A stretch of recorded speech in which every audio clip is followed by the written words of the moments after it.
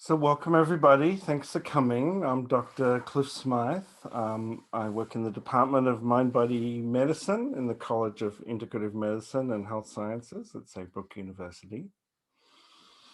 So inviting you to organize your sitting, just making any movements that you want or need to make to be more comfortable. And feeling, can you find a way to sit where you have the most support? Drawing support from the floor for your feet, from the chair, whatever you're sitting on. And you might sit forward and invite the spine to arise long from the pelvis, finding a way to balance the head and balance the shoulders. Or you might sit back in the chair and bring your pelvis back and draw some support from the back and the arms of the chair if there are any. And again, though, having a sense of finding a way to sit that feels comfortable and dignified, and just bathing those places of support and that sense of support with awareness. Inviting yourself to be that bit more comfortable, that bit more gathered and centered and grounded.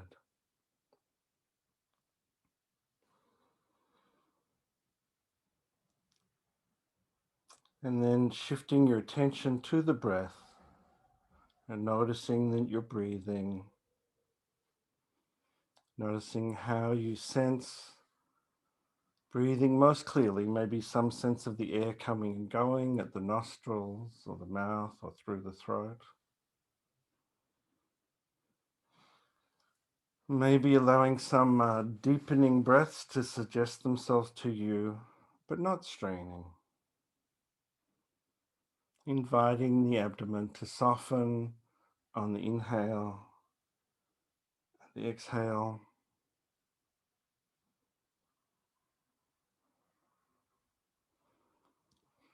Inviting the chest to soften on the inhale and the exhale. Breathing in and out easily. So today's meditation will focus on listening and hearing. And we're hearing all the time because we don't have earlids that can close, which means we've learned in our lives ways to reduce or enhance the noise of the world. For example, to attend to sound or not. And it's really a question of balance. We need the capacity to listen and at the same time stay centered and gathered in order to respond in an appropriate way, to make an appropriate response. In the Buddhist tradition, there's the idea of the bodhisattva, a being who's achieved enlightenment but has chosen to stay in the world until all beings are liberated. And the most well-known bodhisattva is Avalokitesvara in the original Pali, or Kuan Yin in Chinese. And it's said that her role is to listen to the cries of the world.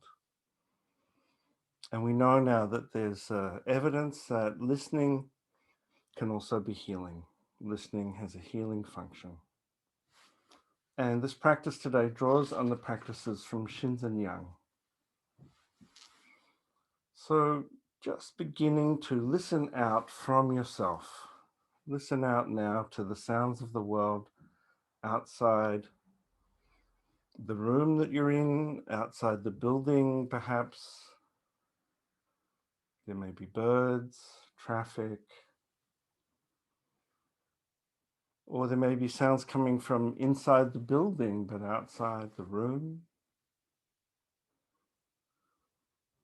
Or even some sounds inside the room, a pet, the hum of a machine. Or maybe there's silence. And without any judgment, and even without having to particularly name the source of a sound, just hearing.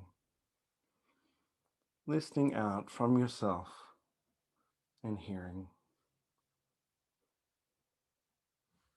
Breathing and hearing without judgment.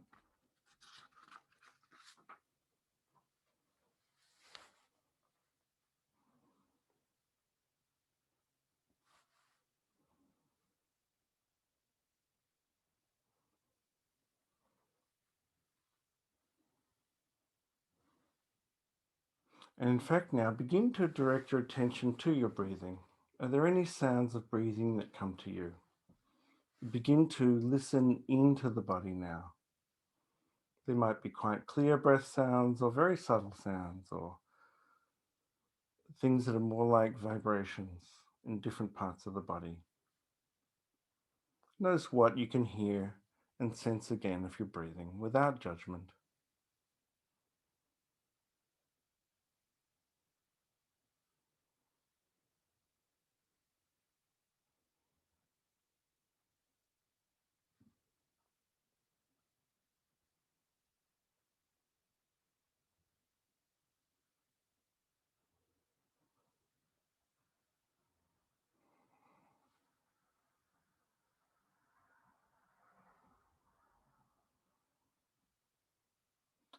And shifting your attention now, noticing if there are any other sounds in your body. There may be sounds of digestion. Or can you hear any sounds of circulation, the beating of your heart in your chest? Or maybe some other sounds of the movement of the blood, especially in the arteries of the neck, the head. Or there may be an overall sound of pulsing in the body. Listen and notice again without judgment.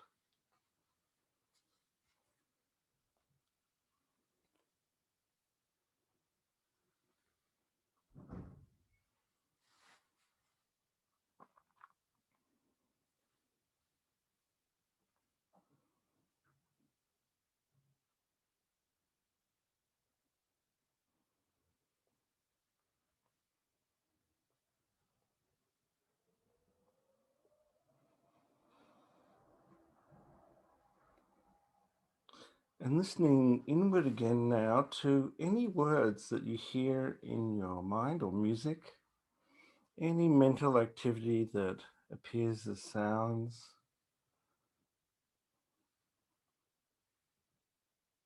And I invite you to not particularly follow the words or the tune. In fact, in order to help quiet the mind and ease the burden of listening, you might just invite a pause after any phrase or sentence that you're hearing in your mind.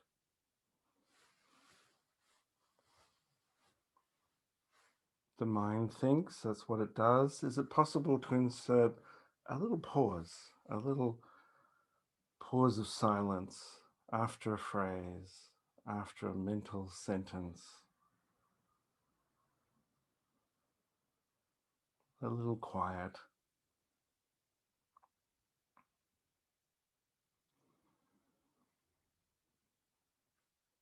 Can there be a moment or half a moment with words of thinking paused,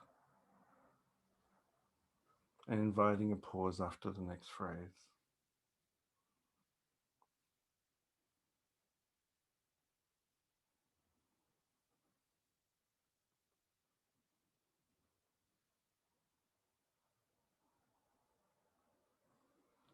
Another way might be to find out if you can just turn down the volume a little on the words, like an old-fashioned radio with a knob.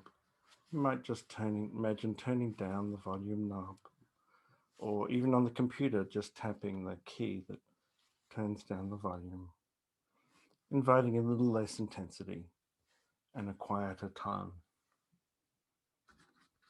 And spend some time now just breathing and hearing the sounds of the world or the sounds of your body, the sounds of your mind without judgment, and drifting towards pausing and quietening and easing.